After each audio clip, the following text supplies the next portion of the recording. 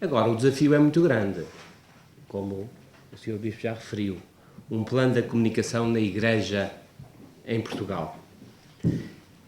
Quando foi proposto, eu pensei, como é que eu posso fazer isto? E depois pensei, eu ou qualquer outro colega meu. É um desafio vasto, imensamente complexo, não é apenas com milhares, é com milhares e milhões de atores e sobre a história mais espantosa de sempre. Toda a atividade humana é um plano de comunicação sobre a Igreja em Portugal. É esmagador. Pensei e manifestei algumas destas minhas preocupações ao Dr. Paulo Rocha e ao Padre América Guiar, e eles acrescentaram à comunicação ideias e ações para um plano da comunicação na Igreja em Portugal. Foi o máximo que eu consegui.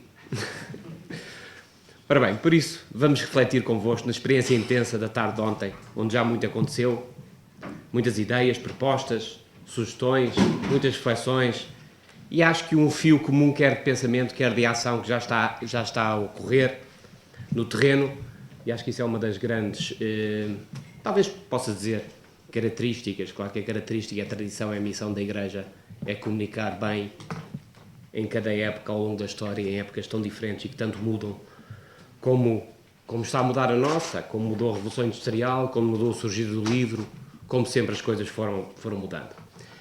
Eu pensei em estruturar esta minha apresentação em 3 pontos principais. Primeiro, uma breve nota preliminar sobre o ambiente comunicacional contemporâneo e o que é que podemos pensar como estratégia comunicacional.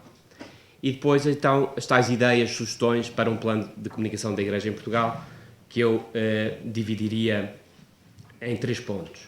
Primeiro, algum pensamento sobre estratégia de comunicação, o que é que comunicamos e porquê.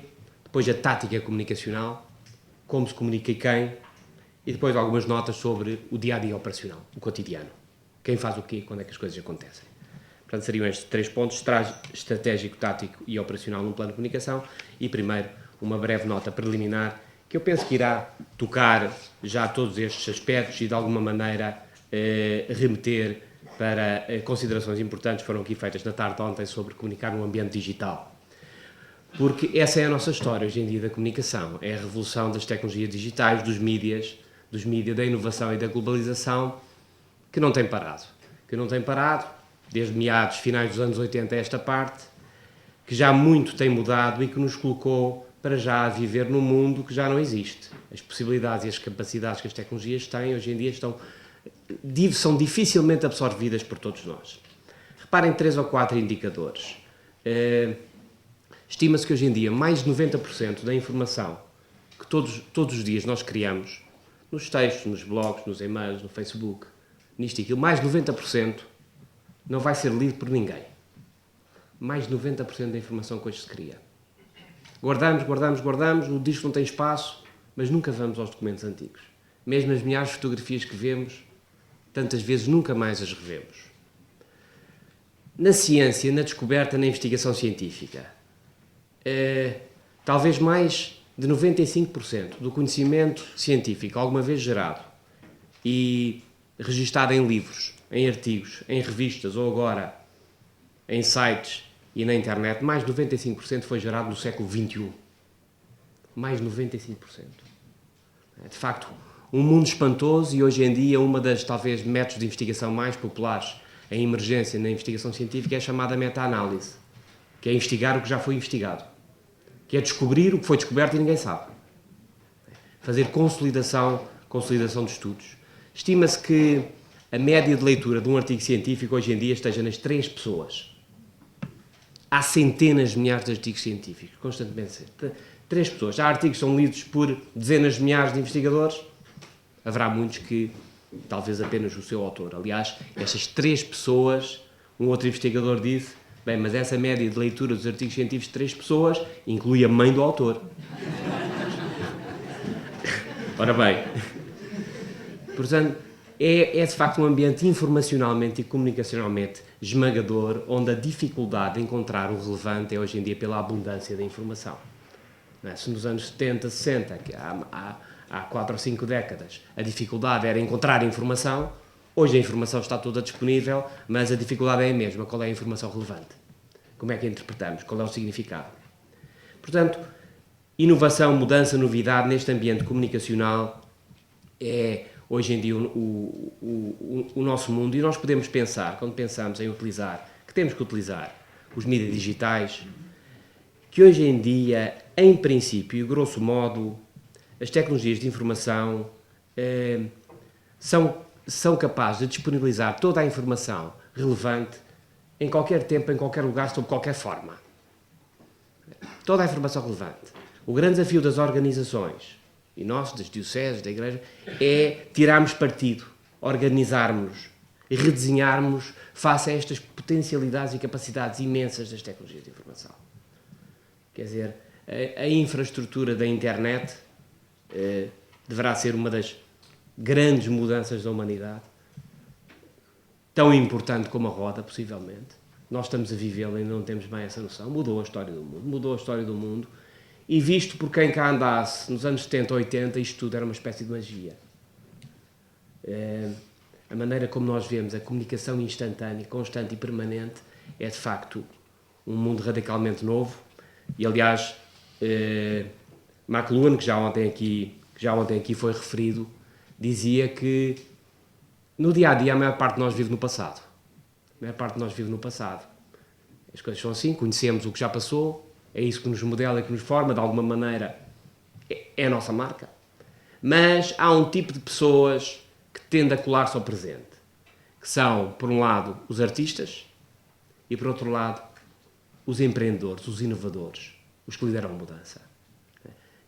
Um artista tantas vezes faz uma obra, uma escultura, uma pintura, que no dia-a-dia nós olhamos e ninguém percebe bem aquilo, mas com o tempo vamos ao museu e ficamos horas paradas a olhar.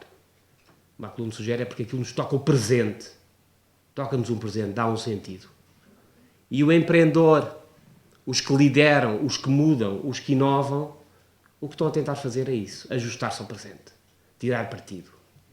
Porque a tendência natural, toda a nossa experiência é fazer o que sempre funcionou, fazer o que fizemos. E de facto, é um mundo, para aqueles, muitos de nós, que têm a minha idade, 20 e poucos, portanto, já vivemos noutro mundo que era muito diferente, não é? Que era muito, muito diferente. Mas a mudança hoje em dia, eu penso, pode ser bem ilustrada para esta pequenina história. Na Universidade Católica, onde eu investigo e leciono, já vai para muitos anos, dou aulas a vários níveis, digamos, várias graduações e vários níveis. Há a licenciatura, onde os miúdos chegam com 17, 18 anos, mestrados chegam cada vez mais novos, 20 e poucos, mas às vezes com 20 e muitos, às vezes 30 ou até mais, é razoável, e o nível de doutoramento, geralmente são pessoas já na casa dos, enfim, à volta dos 30, mas também 40, 50, por aí. São, de facto, registros completamente diferentes, e é importante ter essa noção, até porque, por exemplo, as piadas resultam de maneiras muito diferentes, num nível e no outro. É preciso saber o que é que se vai dizendo. Mas na licenciatura é onde se aprende mais. É onde um investigador, um professor, aprende mais, claramente. Para já, às tantas ficamos espantados porque nós vamos envelhecendo e eles têm sempre a mesma idade. Estão lá sempre 17, 18 anos e vão mudando cada vez mais. Estão, claro que, irrequietos, comunicam muito, fazem muitas coisas ao mesmo tempo, é tudo para ontem, tudo isso é rigoroso.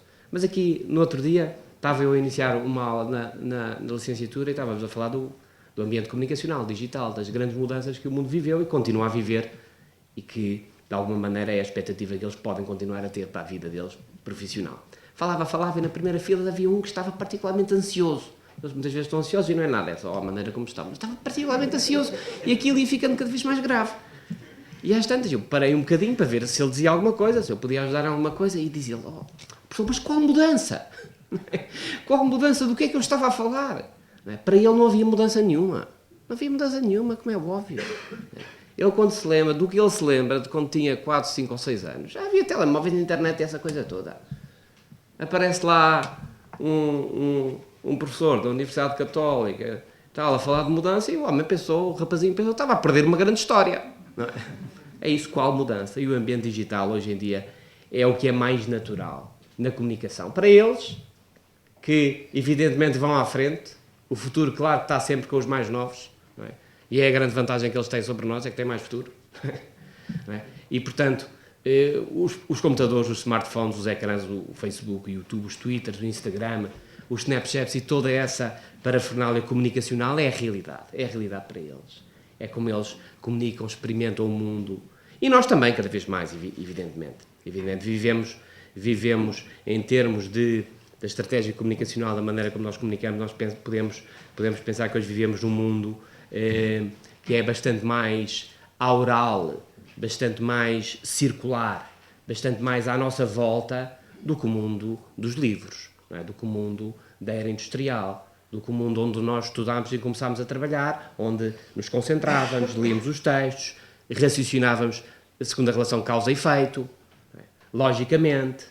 Hoje em dia, a lógica tem bastante menos peso, tem mais peso a intuição, o imediato, a variação. Tem bastante mais peso o emocional do que o racional, evidentemente. Isso já foi visto aqui ontem em várias histórias. Isso é importante numa estratégia de comunicação. O imediato, a superficialidade. A muita profundidade é um surfar constante em muita superficialidade. Por exemplo, isso indica-nos para a imensa importância hoje em dia dos títulos, do titular, não é? Das leads. A maior parte da gente não vê, não lê. Já nem lê, vê. Os títulos não vê mais do que isso. Portanto, o visual, o imagético, o videográfico é hoje um ambiente de estimulação constante. E essa é a grande dificuldade. Todos nós, a cada momento, temos N estímulos a competirem pela nossa atenção. Não é? Os smartphones, as mensagens, os vídeos, o YouTube, os telefonemas, os documentos que temos que ler, o que temos que escrever, os anúncios, as televisões, isto e aquilo. O grande desafio é esse, captar a atenção. Como é que hoje em dia se capta a atenção das pessoas? Já não é nem o conhecimento, nem os recursos financeiros, nem os recursos tecnológicos, nem a capacidade de trabalho. O recurso mais escasso hoje em dia é a atenção das pessoas. É a atenção das pessoas. Nós podemos planear para isso, claro, podemos e devemos, mas temos também que estar atentos a todas as oportunidades que temos para captar a atenção das pessoas. E é por causa da atenção ser hoje um recurso escasso que, paradoxalmente, na sociedade em que nós vivemos, na sociedade digital, um fracasso, um acidente, um grande problema, hoje em dia é um sucesso. Hoje em dia é um sucesso, porque é um ponto vital e estratégico de atenção. Por exemplo, há imensas histórias. Uma história recente, a história da pintura do nosso país vizinho, de Espanha, da Vila de Borja, penso que é em Pamplona, o quadro Ecce Homo. O quadro Ecce Homo é um quadro, talvez, do século XVIII ou século XIX, que aqui há meia dúzia de anos estava em muito mau estado e uma senhora de 80 e poucos anos, chamada Cecília Giménez, tratou de recuperar. E fez uma das maiores burradas de sempre. Não é? Foi um sucesso. Foi um sucesso. O quadro está como Cecília Giménez o pintou. É fácil de recuperar, mas tem muito mais valor como está. Porque já foi criada uma ópera que teve a estreia mundial este verão, feita por um norte-americano. Não é? A Ryanair abriu uma linha aérea para Borja para as pessoas irem ver o quadro. Não é? É verdade. Na cidade abriu-se um centro de interpretação sobre o quadro e trabalhos do género. A senhora Cecília Giménez já foi a estrela de 3 passagens de ano na televisão. Os habitantes de Borja perguntam, mas não vê que nos saiu lotaria mudar o quadro como? Porquê? E é isso, quer dizer, isto não é o único. Aqui há uns anos lembram-se de uma história também absolutamente inacreditável, que era um sul-coreano a dançar a fingir que andava a cavalo, o Gangnam Style. Chegou à ONU, meteu 50 mil pessoas a dançarem assim no Arco de Triunfo. Era o Gangnam Style. Uma coisa sem pés nem cabeça. Ou o nosso grande artista, Paulo Futre, que fez uma conferência de imprensa, onde enterrou uma candidatura à liderança do Sporting, mas começou uma nova carreira profissional. Não é? Como comentador, como publicitário, como autor de livros, como artista, depois de dizer, eles vão vir charters chineses, está tudo feito. Não é? Ok, ora bem, mas isto é caricaturar, mas isto é comunicação, isto é atrair atenção. Um desastre, um acidente, um fracasso, desde que o seja em grande, é um sucesso comunicacional, tem que ser aproveitado. Isto coloca a crise no centro da comunicação. Porque a crise, hoje em dia, não há mais crise que o que houve, só que hoje em dia a crise é uma parte rotineira do dia-a-dia, porque o ambiente comunicacional força o surgir de crises. Quando há milhares de histórias que eu posso seguir no dia-a-dia, a minha atenção tende a ser captada por aquilo que é mais sensacional, que é mais estranho, que é mais surpreendente. E nós aí também, de um ponto de vista estratégico e organizacional, temos que ter atenção. Temos que ter atenção ao que é que as pessoas vão falando e quando nós temos que ter o protagonismo. Por isso é que, de alguma maneira, comunicação de crise e gestão de crise, hoje em dia é usual, é basilar. É preciso todos nós, ao nível nacional e ao nível diocesano, sabermos comunicar em crise. Quando acontece um grande acidente, um grande desastre, estar surpreendente, que evidentemente não está comunicado, não está confirmado, nem nós sabemos o que é que implicações pode ter. Mas já temos um microfone, já temos uma câmara de televisão à nossa frente a perguntar como é que isto aconteceu, quem é que é o responsável. Nós temos de dizer alguma coisa. E hoje isso está estudado e temos que dizer. Não é? Temos que dizer, há várias coisas, dizer, confirmar, sabemos, estamos a tratar disso, aqui um bocadinho falamos, já não é mau. Já não é mau, já acalma um bocadinho a pressão dos mídias. Se não acontece o que aqui ontem foi referido. Não dizemos, fechamos e os mídias acentuam a pressão e vão procurar por outros lados. Por fontes não oficiais, pelo diz que disse. Ou começam a inventar. Nunca tratar por isso os mídias como adversários, como parceiros, como atores também imersos neste imenso ambiente comunicacional que de facto privilegia os picos de atenção, a sensação, a crise, etc, etc. Por isso, mas isto ainda no âmbito deste ambiente digital, eu passaria já para o primeiro ponto da estratégia comunicacional, só mais uma nota. Neste ambiente digital, de facto, o que comunica muito bem, que é um ambiente aural, tendencialmente menos racional, mais emocional, onde é difícil ter a atenção das pessoas. O que comunica bem, ou melhor, nem sempre, mas às vezes, e tudo isto tomem apenas como reflexões e sugestões, não são leis nem verdades confirmadas. É a minha colaboração neste fórum, eu espero que possa ser útil. Mas hoje em dia pensa-se, sugere-se e está de alguma maneira investigado que histórias comunicam bem. Histórias são sempre concretas. Né? Dar um exemplo. Tantas vezes as pessoas perguntam, mas por exemplo, porquê? Porque o raciocínio abstrato hoje em dia está desvalorizado. A maior parte das pessoas não consegue pensar muito tempo racionalmente de uma forma abstrata. Não é? Mas, por exemplo, mas isso quer dizer o quê? Não é? Contar uma história pequenina, princípio, meio e fim, com atores, com motivos, com causas e consequências, comunica muito bem no ambiente digital. Nem sempre, claro, mas pode ser. Ora bem, por isso, agora algumas notas sobre, neste ambiente, não é, que eu tentei traçar aqui alguns traços que possam ser relevantes em termos da nossa prática e estratégia comunicacional. Neste ambiente comunicacional onde nós vivemos hoje em dia, pensar então um bocadinho algumas ideias e ações para um plano de comunicação da Igreja em Portugal. O primeiro ponto, algumas reflexões sobre a estratégia comunicacional. De alguma maneira, pensarmos a estratégia comunicacional num plano de comunicação da Igreja em Portugal é de alguma maneira já instrumental. Não é? Tipicamente uma estratégia é substantiva, decide o que é que eu faço e porque é que eu faço. Isso aqui está resolvido. A mensagem da Igreja, portanto a estratégia de alguma maneira é aqui instrumental. Que ideias-chave, que 2 ou 3 ideias-chave são importantes hoje em dia, em 2016, nos próximos anos, para comunicarmos com eficácia a mensagem da cristã, a mensagem da Igreja. Penso que hoje em dia uma estratégia comunicacional deve ser tão mais simples quanto possível. 2, 3 ideias-chave. Porquê? Porque o ambiente é muito confuso. Se nós temos muita coisa para dizer e muitos pontos, as pessoas não ouvem. Tem aqui um plano de mudança, venham comigo, são 37 pontos. Vamos a isso? Ninguém vai. Não é? Portanto, podem ser essas ideias. Reparem, são algumas sugestões que eu penso, em termos substantivos, como é que podemos ligar o trabalho da Igreja ao ambiente hoje em dia. Penso, talvez a primeira seja o que o Sr. Bispo Dom Pio Alves disse logo no início das jornadas. Nós estamos aqui para saber como fazermos mais e melhor. É isso. O que é o mesmo. É mais e melhor, é o nosso desafio. Com os nossos recursos, com as nossas pessoas, compreendendo melhor o ambiente. Não é? Como é que nós podemos fazer mais? Mais vezes? Estarmos mais presentes e fazer melhor. Por isso, eu penso que as 2 ou 3 mensagens-chave, refletindo muito também com base nos trabalhos que aqui ontem foram feitos, eu penso que podem ser estas. Ser cristão hoje. A Igreja é isso, é sermos cristãos. Talvez isto hoje, ser cristão, já diz tudo. Só sermos capazes de, quando falamos com as pessoas, falar de ser cristão hoje, acho que vem toda a história da Igreja, vem Jesus Cristo, vem toda a nossa mensagem. O hoje. E Jesus, não tenhamos dúvidas. Eu vou entrar de vez em quando por áreas menos comunicacionais e mais religiosas, mas é a estratégia da Igreja. Mas de um ponto de vista comunicacional e da nossa cultura, do mundo hoje em dia, Jesus é a mais espantosa história de sempre, evidentemente. Evidentemente. É a mais espantosa história de sempre. Eu acho que isso é um ativo imenso da Igreja hoje em dia. Deus fez homem na nossa história.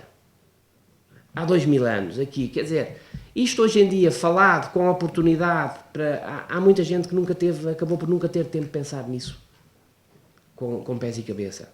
Aliás, a questão das histórias também toca bem em Jesus, porque Jesus, há 2000 anos, quando teve feito homem entre nós, como sabem, comunicou muito por parábolas. E a parábola, de um ponto de vista comunicacional, de Jesus, aconteceu num ambiente pré-alfabeto. Num ambiente onde a atenção das pessoas também era oral e circular. Onde nós vivíamos também no tudo ao mesmo tempo. A lógica irracional de causa e efeito, a linear, não estava lá. Estava lá um mundo, sensorialmente, de percepção, muito semelhante àquele que é hoje em dia o mundo digital. O mundo pré-alfabeto. E Jesus, que sabia bem tudo aquilo que fazia no mundo, usou a história, a parábola. Porque a parábola, de facto, concentra a atenção da pessoa e comunica bem. E é uma história, é um exemplo. Esta pessoa, aquela pessoa, o filho pródigo, o bom samaritano. Nós podemos... Isto é interessante, vários destes caminhos depois se vão cruzando, não é? Se vão cruzando uns com os outros. Mas esse penso que pode ser uma primeira... Ser cristão hoje. A segunda mensagem-chave, talvez, hoje em dia, proximidade e cuidado. Proximidade e cuidado, que já aqui foi também referido. E a terceira, eu não diria mais do que 3, e às vezes 2 é melhor, a terceira é participar na sociedade. Participar na sociedade. Participarmos, cada cristão, cada pessoa, cada leigo, todos participarmos na sociedade. Não sei se são as melhores, mas são mensagens-chave deste tipo. Repare, isto não é um plano, isto é a estratégia comunicacional. Não é? Mas uma estratégia tem que ser sempre algo muito simples, muito simples. Ontem falou-se aqui 1 ou 2 vezes nos militares. Não é? E sobre estratégia dizia um militar, já no século XVIII, Clausewitz, no livro sobre a guerra, que a estratégia é ser muito simples. É muito difícil, mas é simples. São 2 ou 3 ideias, é isso. Depois levar isso à prática, isso é que é o problema. Isso é que é o problema. Por isso, orientação estratégica, adaptação ao mundo digital, a mensagem cristã e como é que nós podemos comunicar isso com mais eficácia neste contexto onde estamos, em 2016, nos próximos anos. Acho que 2, 3 mensagens fortes que depois se têm que concretizar função de cada acontecimento, de cada evento, não é? Em 2017, o Papa veio a Fátima, vai haver muita comunicação à volta disso. Quais são as 2, 3 mensagens principais que as estruturas da Igreja podem enfatizar? Ora bem, o segundo, mas reflexões, sugestões. O segundo tópico ao nível tático, ou seja, como e quem, como é que nos organizamos. Penso que aqui as coisas, enfim, de alguma maneira farei mais uma síntese, aqui ou ali posso dar uma outra ideia nova. Portanto, a orientação geral e a especificação das mensagens a acentuar em cada situação, em termos de comunicação social, assentando no Secretariado Nacional das Comunicações Sociais, um papel de orientação, de mensagens, de comunicação, bem como garantir uma presença da mensagem cristã da Igreja, das dioceses, no mundo dos mídias sociais, que é muito importante hoje em dia, evidentemente, o Facebook e o YouTube, mas outros, os Snapchat, os Twitters, etc, os blogs. Também o desenvolvimento do relacionamento, estabelecer uma relação com jornalistas, ao nível do Secretariado Nacional, a formação a 2 níveis, para os agentes da Igreja e para os jornalistas que seguem os temas da Igreja, são duas realidades diferentes. De alguma maneira, comunicação interna, os agentes da Igreja e os jornalistas que seguem os temas vários, ao nível da comunicação interna dos agentes da Igreja, penso que é muito importante hoje a formação, e mais que a formação, o treino, isso é possível fazer em comunicação digital e comunicação de crise. Não é? As crises não se vão embora, as crises são estruturais. Aliás, falar hoje em dia em comunicação de crise são as melhores palavras que nós temos para falar de comunicação digital. Não é? Porque quando é preciso comunicar é porque há uma crise. Por isso, comunicação digital, comunicação de crise, mas também outros temas, relações públicas, assessoria com media training. E depois penso também que ao nível nacional, eu não sei se já existirá alguma coisa, mas podemos, ao nível do Secretariado Nacional, pensar em fazer uma rede de artigos de opinião que possam ser usados livremente pelas organizações da Igreja. Uma espécie de um grupo syndicated, não é? Onde, para criar opinião, onde líderes de opinião em Portugal contribuiriam com artigos sobre os mais variados temas, o que o Secretariado podia calendarizar os temas na ordem do dia para serem recolhidos artigos por parte das pessoas que na Igreja, no mundo profissional civil, no ensino, pudessem contribuir, e depois esses artigos serem colocados numa plataforma onde as organizações reconhecidas por essa plataforma pudessem livremente usar esses artigos republicando. Portanto, esta rede de artigos de opinião. Isto é um nível, digamos, organizacional mais tático. Que depois, no nível operacional, no dia-a-dia, penso que isto pode concretizar. Eu não sei se existirá já alguma coisa do género na Igreja em Portugal. Eu penso que não. Mas quando aqui foi falado os mídias digitais como o grande areópago, não é, do século XXI, e já muito aqui se falou também do Facebook e da presença das dioceses Facebook, etc. Talvez pudesse pensar numa página de Facebook fechada no sentido para este grupo, para o grupo do Secretariado Nacional e dos Secretariados Diocesanos, não é? Dos agentes da Igreja, onde centenas ou milhares de agentes interagiriam, mas interagiriam, penso eu, que de uma forma estruturada, e há já casos deste género que poderiam ser estudados para nós podermos replicar isto. Esta página do Facebook, portanto, as entidades tinham que se candidatar ou seriam chamadas a inscreverem-se para participar. Esta página teria 3 blocos principais. Um diretamente coordenado pelo Secretariado Nacional, por um grupo de trabalho, que também já foi aqui sugerido que pudesse existir no Secretariado Nacional para coordenar ou para orientar nestas práticas, que manteria uma secção de best practice. As melhores práticas, casos que correram bem na comunicação digital da Igreja, em Portugal ou lá fora. Best practice deveriam ser casos pequenos, 3, 4, 5 páginas, não mais, com destaques, com highlights e que pudessem ilustrar bem problemas, desafios de comunicação que correram bem. Criarmos um banco de casos identificados por palavras-chave que qualquer agente comunicacional da Igreja podia aceder. Depois poderia ter outra parte, outro bloco mais livre de contribuições várias das dioceses que voluntariamente quereriam colocar material, identificando, isto teria que ser comunicacionalmente bem estruturado em termos de identificação pelo título, pelas palavras-chave e depois talvez por uma LIP, contribuições das dioceses. Mas a principal secção, o principal bloco de um Facebook deste género, penso que seria mais uma secção, ou seja, chamada, muitas vezes há as secções helpdesk. Esta seria uma espécie de secção help, ou por amor de Deus ajudem-me, não é? Que seria a possibilidade de qualquer pessoa nesta página colocar perguntas sobre problemas, desafios que estava a enfrentar. Está-me a acontecer este problema, a página vai constantemente abaixo, os leigos estão a protestar, já há pessoas zangadas, o que é que eu faço? Porquê? Porque num grupo de milhares e milhares de pessoas temos altíssima probabilidade dos problemas que nos acontecem já terem acontecido a outros. E nós não podemos estar sempre a descobrir a pólvora. Não podemos estar sempre a inventar a roda. Tenho um problema, vai para a secção, por amor de Deus, ajuda-me. E alguém vai responder, fiz isto e funcionou, fiz aquilo e funcionou. O que é que eu faço agora? Faz isto e aquilo. Há muitos grupos na sociedade civil, nomeadamente na saúde, por exemplo, de pacientes disto e daquilo, onde isto funciona muito bem. funciona muito bem. Só tem um problema no meu tratamento, está a correr mal, isto não está, o que é que eu faço? Vê logo, substitui o remédio, faz isto e aquilo, deita-te, levanta, faz não sei o quê, assim, assim, assim, funciona. Pode ser interessante. Isto é uma plataforma comunicacional.